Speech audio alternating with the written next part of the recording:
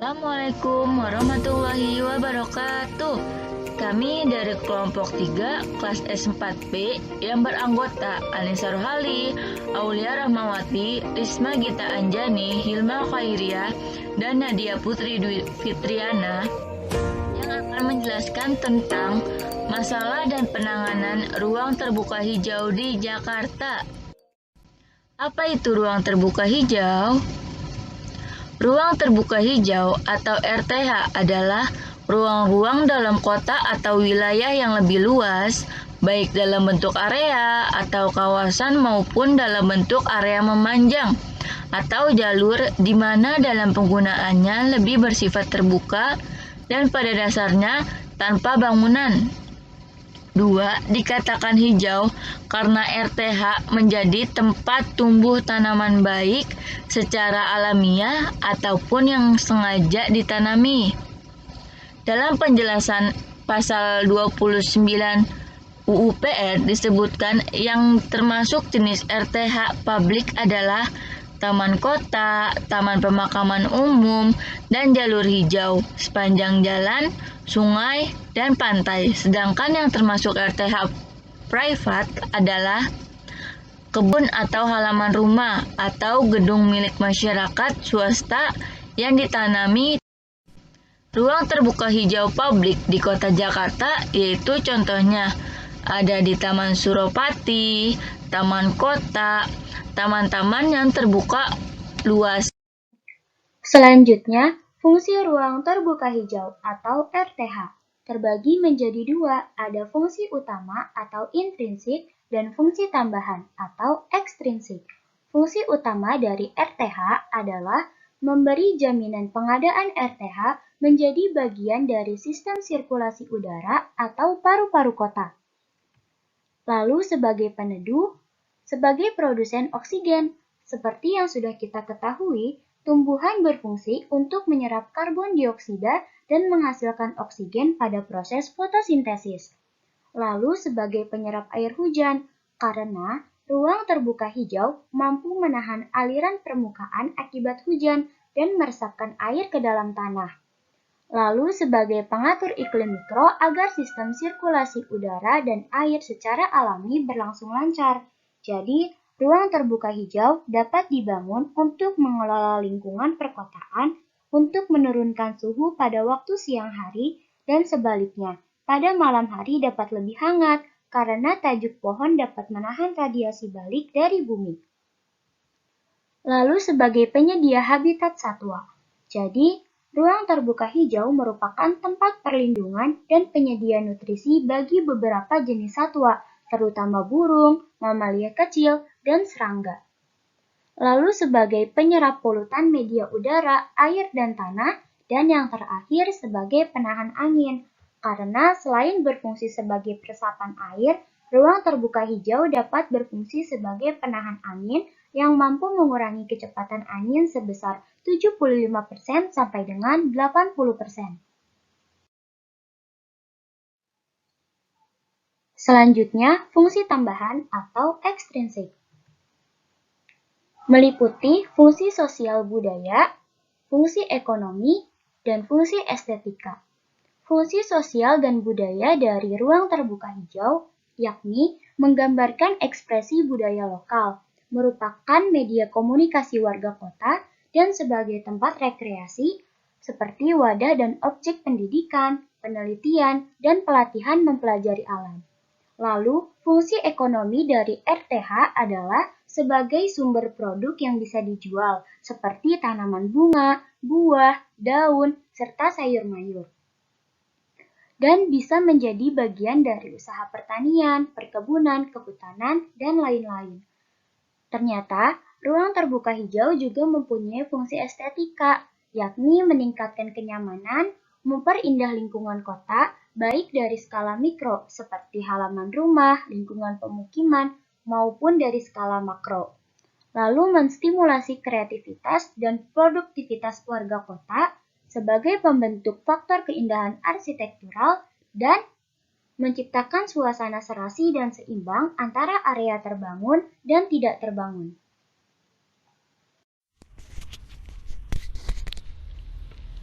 Manfaat ruang terbuka hijau. Manfaat ruang terbuka hijau terdiri atas dua, yaitu manfaat langsung dan manfaat tidak langsung. Manfaat langsung dalam pengertian cepat dan bersifat tangible, yaitu membentuk keindahan dan kenyamanan, teduh, segar, dan sejuk, dan bisa menghasilkan untuk dijual, seperti kayu, daun, bunga, dan buah.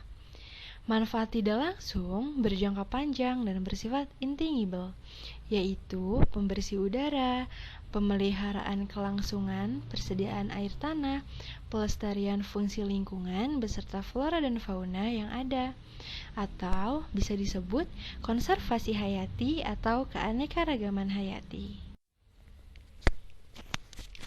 Idealnya ruang terbuka hijau di kawasan perkotaan. Ruang terbuka hijau pada suatu kota harus memenuhi luasan minimal, yakni sebesar 30% dari keseluruhan luas lahan, dengan komposisi 20% ruang terbuka hijau publik dan 10% ruang terbuka hijau privat. Undang-Undang Nomor 26 Tahun 2007. Pengalokasian 30% ruang terbuka hijau ditetapkan dalam Peraturan Daerah tentang RT/RW Kota dan RT/RW Kabupaten. Proporsi tersebut bertujuan untuk menjamin keseimbangan ekosistem kota, baik keseimbangan sistem hidrologi dan keseimbangan mikroklimat, maupun sistem ekologis lain yang dapat meningkatkan ketersediaan udara bersih yang diperlukan masyarakat, ruang terbuka bagi aktivitas publik, serta dapat meningkatkan nilai estetika kota. Selain sebagai sarana lingkungan, ruang terbuka hijau juga dapat berfungsi untuk perlindungan habitat tertentu atau budidaya pertanian dan juga untuk meningkatkan kualitas atmosfer serta menunjang kelestarian air dan tanah.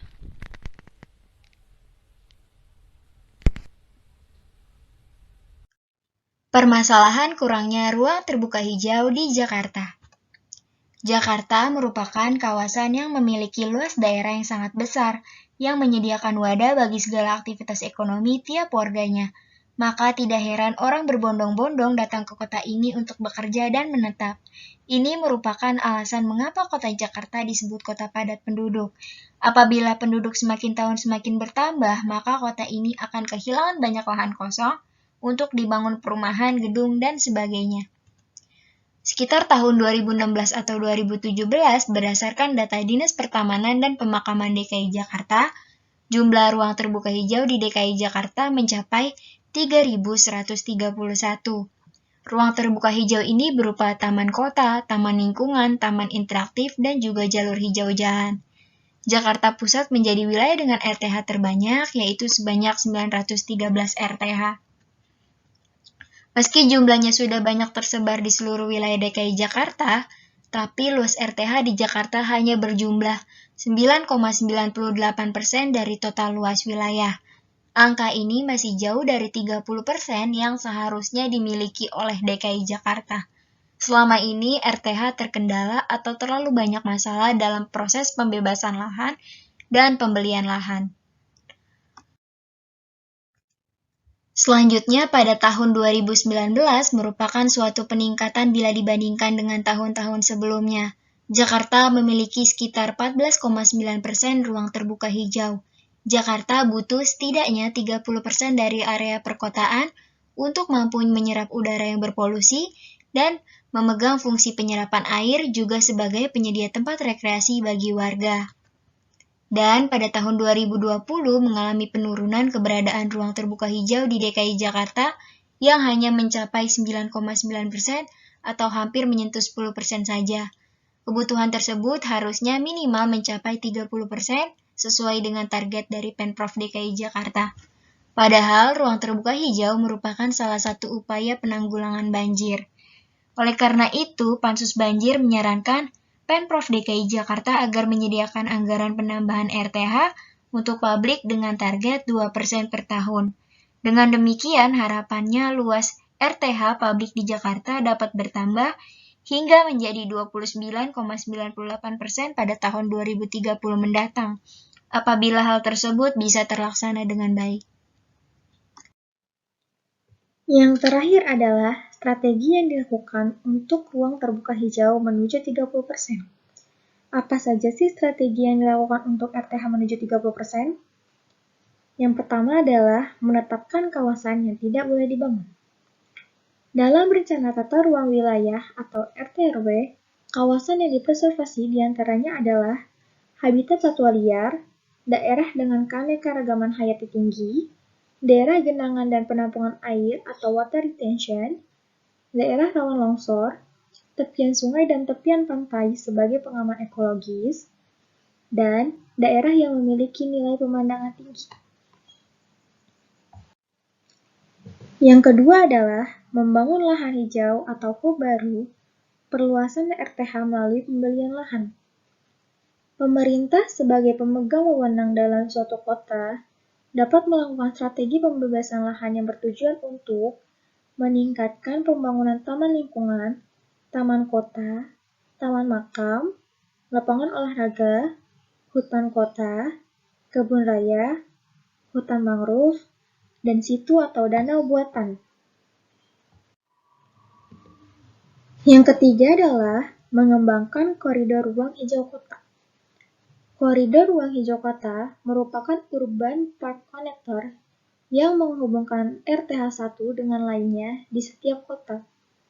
Koridor diciptakan dengan menanami pohon besar di sepanjang potensi ruang hijau seperti pedestrian, sempadan sungai, tepian badan air situ dan waduk, sempadan rel kereta api, dan dapat dijadikan sebagai transportasi kendaraan bermotor dan jalur wisata kota ramah lingkungan.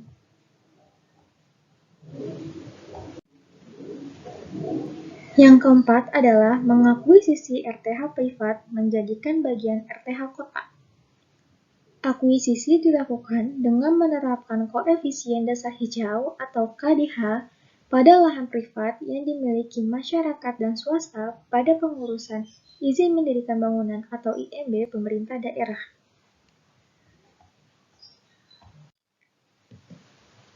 Yang kelima adalah peningkatan kualitas RTH kota melalui refungsi RTH existing. Optimalisasi fungsi ekologis RTH existing diantaranya melalui revitalisasi kawasan hutan bakau, situ, danau, maupun waduk sebagai daerah resapan air, serta penanaman rumput pada taman lingkungan pemukiman yang diperkeras. Yang keenam adalah menghijaukan bangunan atau green roof or green wall. Keterbatasan lahan untuk dapat mengembangkan kawasan hijau dapat disiasati dengan memanfaatkan ruang-ruang terbangun melalui penanaman tanaman pada atap ataupun tembok bangunan. Yang ketujuh adalah menyusun kebijakan hijau. Pemerintah daerah serta DPRD sebagai fungsi legislatif mendorong penyusunan dan penetapan perda terkait dengan RTH dan rencana induk RTH agar perencanaan pembangunan RTH memiliki kekuatan hukum. Yang kedelapan atau yang terakhir, memberdayakan komunitas hijau. Partisipasi aktif masyarakat dalam komunitas hijau diberdayakan melalui pemertaan komunitas hijau, penyusunan rencana tindak, dan kelembagaan peran komunitas hijau.